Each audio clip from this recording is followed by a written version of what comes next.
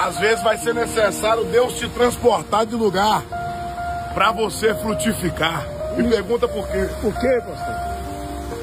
O mistério de hoje é: Abraão, sai da tua terra e do meio da tua parentela e vai para a terra que eu te mostrarei. Eu tenho certeza que essas plantas estavam no lugar onde estava impedindo, sufocando o seu crescimento. Então aqui, ó, elas vão ser levadas agora para um lugar onde elas vão ser bem cuidadas. É Deus dizendo para alguém que eu vou mudar você de ambiente só para fazer você frutificar e gerar fruto. Ó, vai embora. Fica com medo de deixar para trás o teu passado. Não se apegue em coisa pequena, não. Porque o que Deus tem para você é algo poderoso. Eu creio que essas plantas estão saindo de um solo seco para um solo frutífero.